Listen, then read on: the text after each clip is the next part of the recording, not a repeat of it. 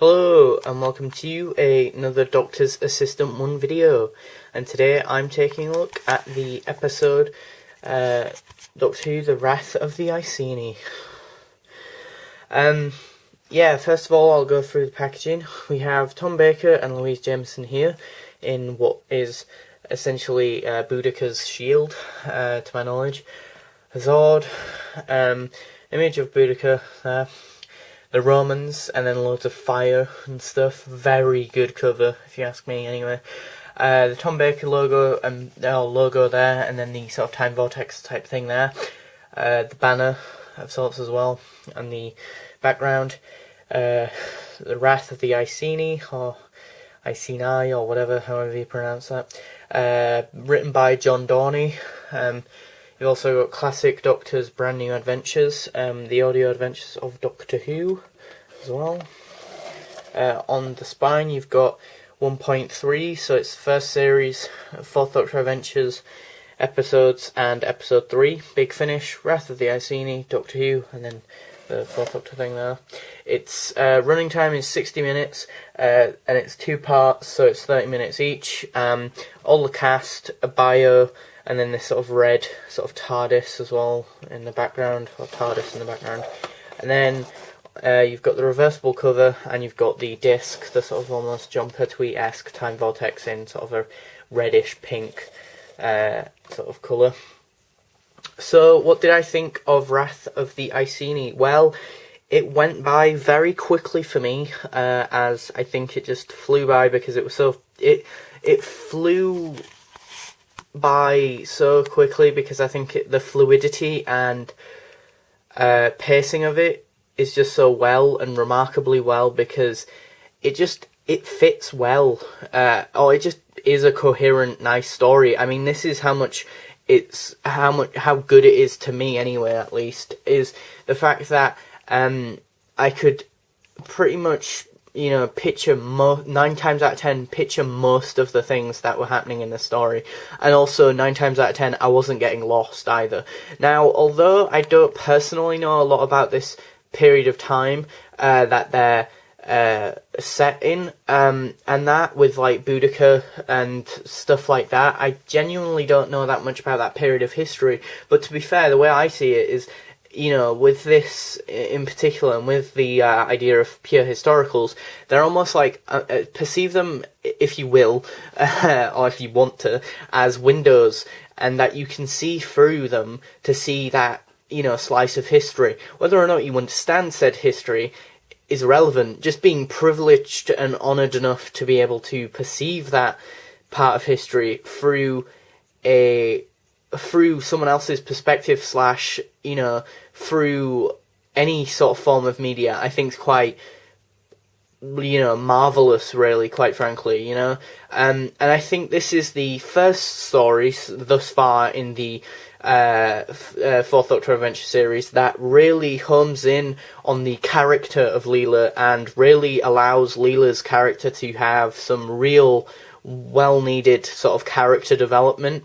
And that, as there's a lot of conflict and a lot of drama between her and Boudica, and I love that. But as such, I think, the ramifications of that, though, is, like, Leela's there in the episode, and that, if that makes sense, kind of, like, at the forefront, whereas the Doctor's kind of at the back, in the foreground, and what I mean by that is, like, he is still in the episode, in both parts quite a bit. And I don't think he's bad either. I think he's superb here. But we get this almost sort of 7th Doctor-y / William Hartnell-esque Doctor, where he's like, he's very, stripped back. He's very much more sort of in his own sort of head, and he's more sort of less articulative, like verbally, which is odd for the Fourth Doctor, because he can just talk and talk all the time, right?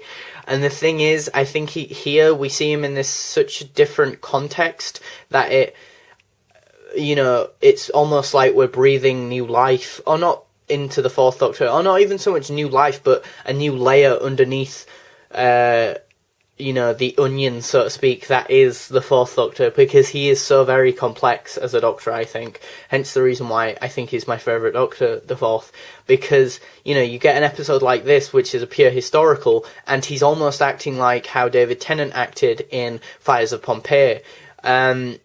Obviously way more toned down, it's not as sort of over the top that he's like, no, we can't be here because if I do one thing, the whole fabric of reality and the space-time continuum will explode, it's nowhere near as OTT as it was in Fires of Pompeii, but it's still there, it's still relevant, and it's still, sort of saying, oh, actually, Leela, come on, psst, Can we please just leave? Cause it's not good that we're here. I know what happens here. I have this foreknowledge. Whereas Leela's sort of, her sort of almost stupid sort of perception of things, it gives this sort of innocence to her, where she's sort of there like, actually, you know what? I don't understand why you're saying this.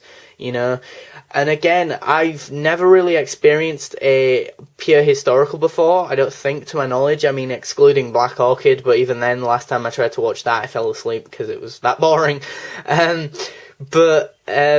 story. But considering it's a pure historical, and I've never really watched one or experienced one before, I don't think, in terms of classic Doctor Who or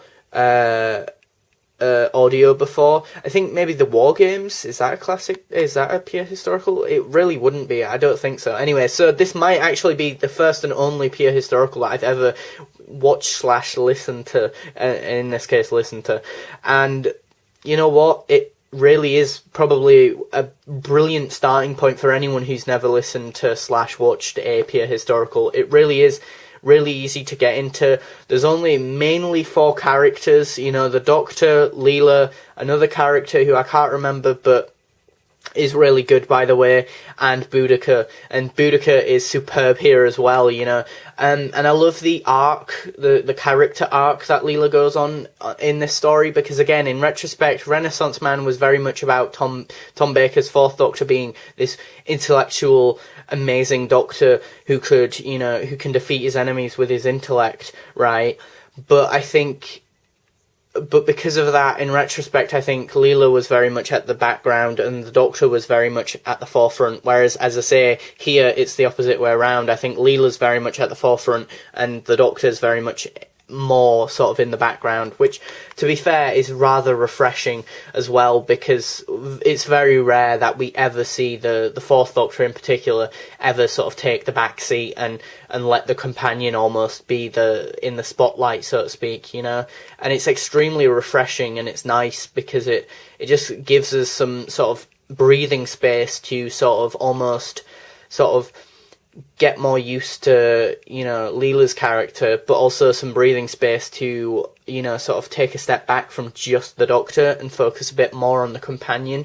Because if you recall, the classic series very much gets penalised and scrutinised a lot for not, ever really focusing on the companion and them just being the screaming companion. But here, Leela is nothing like that. She's, fighting people, she's horseback riding, and again, I think this episode, it was perfectly written for her character and can only be used, or can only really be very fitting for her character because of, the archetype of her character being a savage from, or a savage from the warrior tribe of the Sabbatine, and that, I can't imagine this working well with, say, Elizabeth Sladen's Sarah Jane Smith, you just wouldn't get that same, it wouldn't have that same impact, it wouldn't have that same oomph to it.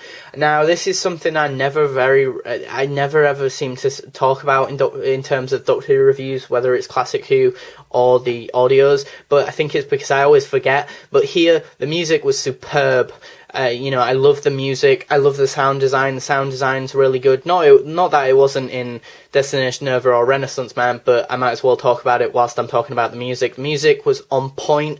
The sound design was superb. You know, it has this sort of rather big scope to it at times, you know, with these big hefty battle scenes, and then next minute you'll be in just a tent with a few characters just trying to escape from, you know, being tied up or something, or a few characters talking and that, or trying to sword fight each other in the case of Leela and Boudica. Because I hope to God I'm right in saying that they did have a sword fight. I can't already. I've kind of already forgotten that bit, maybe.